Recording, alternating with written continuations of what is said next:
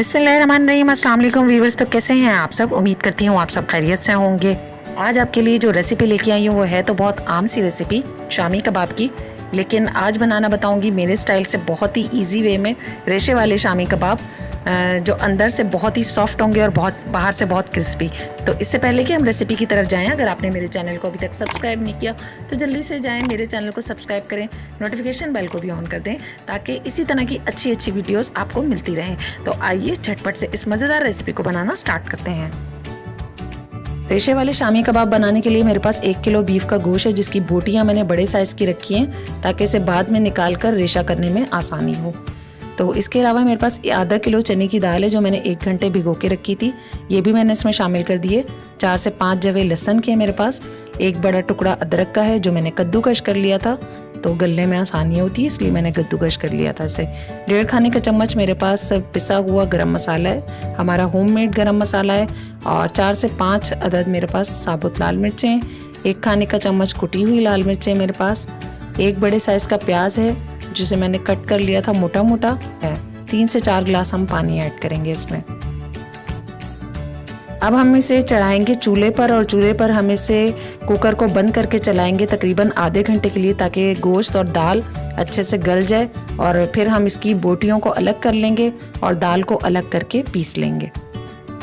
यहाँ पर मैंने गोश्त और दाल को अलग अलग कर लिया है। दाल को मैंने अच्छे से पीस लिया था कूंडी में, और इसके अलावा गोश्त की मैंने बड़ी बोटियाँ थी मेरे पास, तो मैंने इसको इस तरीके से रेशा कर लिया है। अब मैं इन दोनों चीज़ों को मिला लूँगी।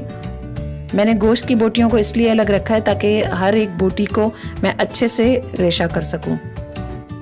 जब अच्छे से ये मसाला मिक्स हो जाएगा तो हम इसमें शामिल करेंगे आधा गड्डी हरा धनिया। चाहें तो इस स्टेज पर आप जो है हरी मिर्चें भी शामिल कर सकते हैं कट की हुई, और अच्छे से इन सब चीज़ों को मिक्स करेंगे। और फिर हम शामिल करेंगे 3 अदद अंडे, और अंडे शामिल करके भी हमने इसको मिक्स कर लेना है।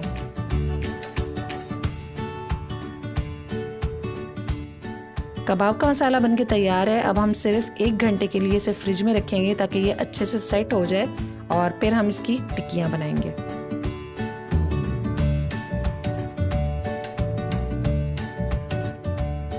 यहाँ पर मैंने एक ढक्कन लिया और एक थैली की मदद से मैं कबाब की शेप बनाऊंगी, तो इक्वली हमारे कबाब बन के तैयार होंगे। 1 घंटा फ्रिज में रखने के बाद मेरे पास ये कबाब का मसाला है, जिसे मैं इस तरीके से थोड़ा थोड़ा लेके इस ढक्कन में रखूँगी और अच्छे से प्रेस कर लूँगी ताकि बहुत ही अच्छी सी शेप आ जाए कबाब की। सारे कबाबों की इसी तरह से हम बनाएंगे ताकि एक जैसी शेप आए कबाब की। ये देख सकते हैं, इसी तरह से सारे कबाब हम तैयार कर लेंगे। तकरीबन 30 कबाब मेरे बनके तैयार हुए थे, कुछ हमने फ्रीज कर लिए थे और कुछ हम फ्राई करेंगे। अब हम कबाबों को फ्राई कर लेंगे, और कुछ इसमें मैंने पैन में ऑयल ऐड कर दिया है, और अब हमने कबाब इसमें शामिल कर दिए हैं और अच्छे से हमने कबाबों को फ्राई करना है दोनों साइडों से। जब गोल्डन ब्राउन कलर आ जाएगा तो हमारे कबाब बनके तैयार हैं। आप चाहें तो इससे चावल के साथ या बन कबाब बना के आप इसे बना सकते हैं, बहुत अच्छे लगते हैं बन कबाब में। कबाब का आप पराठा भी बना सकते हैं, कबाब शामी कबाब पराठा बहुत ज़बरदस्त बनता है। इसके अलावा आप इसे किसी भी तरीके से शाम की चाय में स्नैक्स के तौर पे खा सकते हैं, बहुत मज़े के लगते हैं। और इस रेसिपी से ट्राई कीजिएगा, बहुत सॉफ्ट बन के तैयार होंगे कबाब। मज़ेदार शामी कबाब बन के तैयार हैं। तो मेरी रेसिपी अच्छी लगे तो लाइक शेयर ज़रूर कीजिएगा अपने फ्रेंड एंड फैमिली के साथ। इसी के साथ इजाज़त चाहूँगी, अगली रेसिपी में इंशाल्लाह ताला फिर हाजिर होंगे। दुआ में मुझे याद रखिएगा, मेरे चैनल को, मेरी वीडियोज़ को देखते रहिएगा। अल्लाह हाफिज़।